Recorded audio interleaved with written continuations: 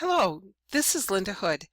I hope that you've learned a lot from this online Blackboard training course and are getting ready to teach your first course online here at MCC. Before we end, I'd like to share with you some of the best practices for online learning. These are adapted from Designing for Learning by J.V. Betcher, PhD. The first is to be present at the course site. And what this means is to be an active participant in your course. Be just as active as you expect your students to be, if not more. Visit the discussion board on a regular basis. That means at least every other day, if not every day. A good assignment for the very first discussion board is to introduce yourself to the students and have the students introduce themselves to you and to each other, asking questions, sharing backgrounds, sharing information, and getting to know each other. Another way to be present in the course site is to post announcements on a regular basis. This way students know that you are there, you're listening to them, you're communicating with them, you know what's going on, and you are there for them. Email them on a regular basis and post when you are available to either respond to emails or, if you choose, when you can be called. Now, some instructors don't want to give a personal phone number, either a cell phone or a home phone, and that's fine. Some instructors do. But one tip, if you do decide to give your home phone number, set clear expectations as to when students can call. A second is to create a supportive online course community.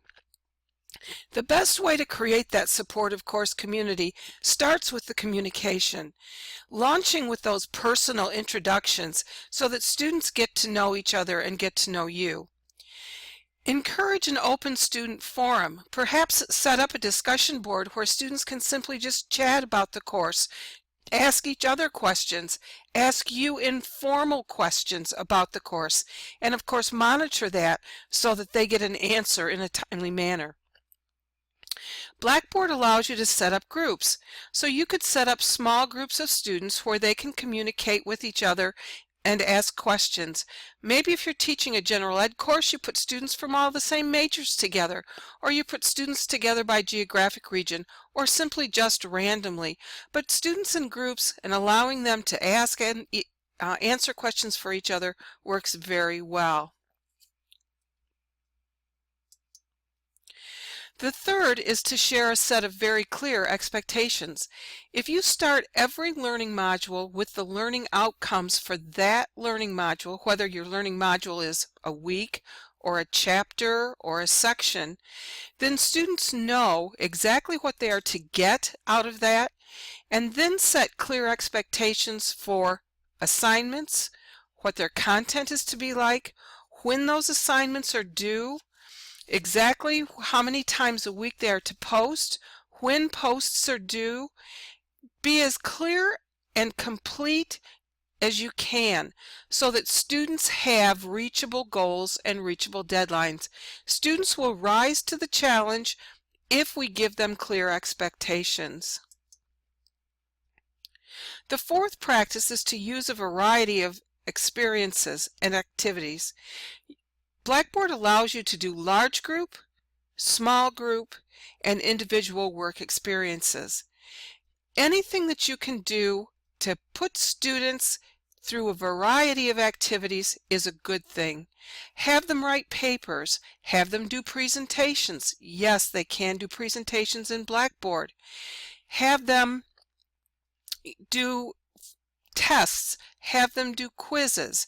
Make sure that students are challenged by not just taking tests, taking quizzes, and answering discussion questions.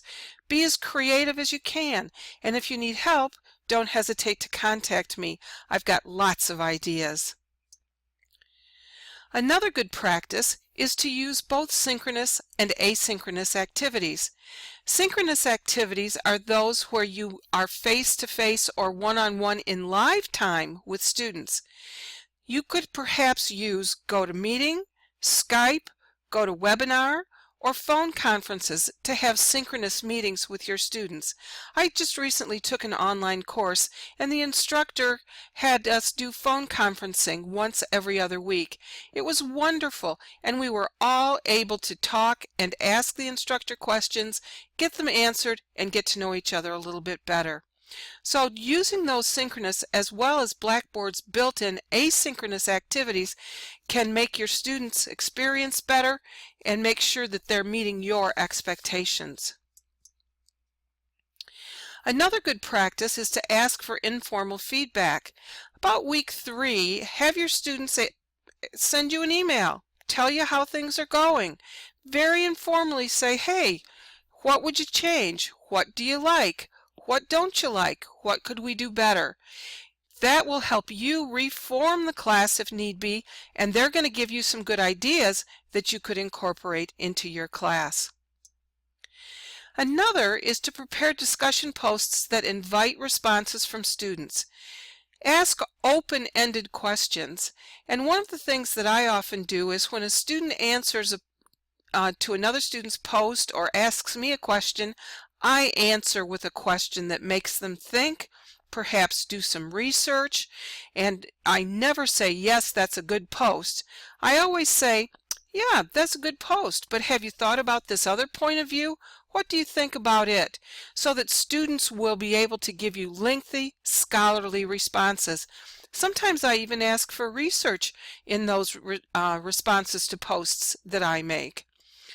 Let students know what you expect from them in discussion board posts. It's really important. Use resources that are easily accessed from learners' computers if you're going to be giving students resources. Make sure that links are good. Make sure that they're able to get to the resources. You know, don't say I've put a book on reserve in a library that's 25 miles away from where you live. They're not going to get there. But if you say, go to YouTube and look at this video, or go to this link and read this article, then you're going to get that interaction from students that you need. Make learning objectives clear and build your activities from there. I mentioned that earlier. At the beginning of every learning module, make sure that you've set the learning objectives for that module. Let students know what they can expect to have learned, what they can expect to know, what they can expect to achieve by the time the learning module is finished. And then all of your activities flow from those learning objectives. Those activities could be worksheets, they could be reviews of articles, they could be reviews of YouTube videos, they could be tests, quizzes, discussion board questions, journals, blogs, or other online activities. And finally, plan a good closing and wrap-up activity for your course. Have students do presentations in addition to a final exam. Give them a chance to show off what they've learned. Give them a chance to bring together everything that's been good for them in the course and present it to the rest of the students in the course. It doesn't just have to be that final examination. I certainly hope that you'll contact me and other online instructors here at Muskegon Community College for good ideas about online teaching and learning. Thank you very much.